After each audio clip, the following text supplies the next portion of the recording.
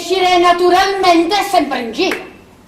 Naturalmente sogno sempre in giro, perché naturalmente sono nelle funzioni statistiche eventuali della mia legittima professione. Perché ora parlare con i pazienti fa parte delle sue mansioni. Sì. Ora ci domandiamo, primaria, cosa vediamo che ne pensa? O sapete che in sotto sa fotti, Io ci sto a dire, primario, ci sto a dire che poi ci parlo io, vediamo se è più grave chi che faccio io o chi che fa lei, cuccetto e dottore. Ma come si permette, signor Scemo?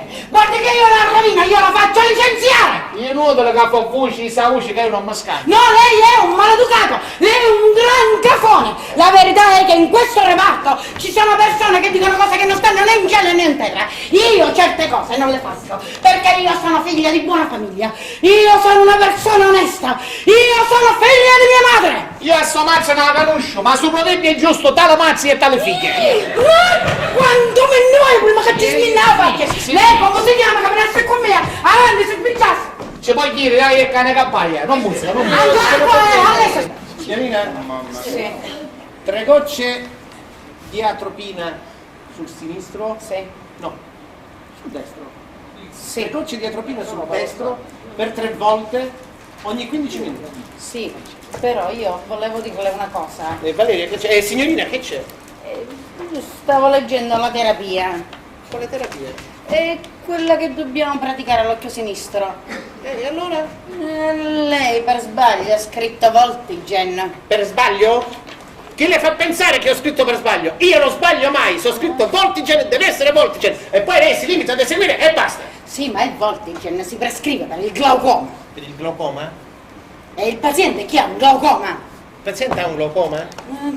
Il paziente potrebbe avere un glaucoma e noi preveniamo l'insorgenza di un glaucoma. Ha capito? Ho capito, come vuole lei? Chi se ne frega? Scire, dottore, andiamo a dare stocchiata a quella sta benedetta parecchia. Oh, lascia, moneta. Chi è? Scire. Ah, dottore. Ci vado da solo. Ci vuoi io, non si preoccupi. Signorina? Sì. Mi prepari il paziente?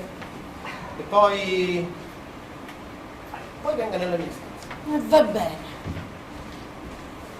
Signorina, ma quel medicinale... E il Voltigen? Quel Voltigen ne faccia a meno. No, cara signore, il dottore ha prescritto il Voltigen io metto. Se poi succede qualche cosa non si preoccupi che ne facciamo 4 resate. E io questo lo volevo evitare di fare 4 resate. Senta signore caro, io qui ci lavoro e non mi posso mettere contro i dottori, il pane è pane. Ma io il pane se lo può continuare a guadagnare senza mettermi sto Voltigen. Senta, io devo fare quello che mi dicono i dottori. Si tenga questo. Tanto lei tra qualche giorno se ne va. Io invece qui ci devo restare. Ha detto il dottore. No, ci ricisso il dottore Astuto. Mi vuole fare parlare, sì o no? Ma per ascoltarsi con me, c'è a dire che c'è un professore. Ah, il primario è venuto? No. Un professore dice guarda che è malo combinato. E non ha fatto il laser. Io proprio picchisso, io non ci vedi.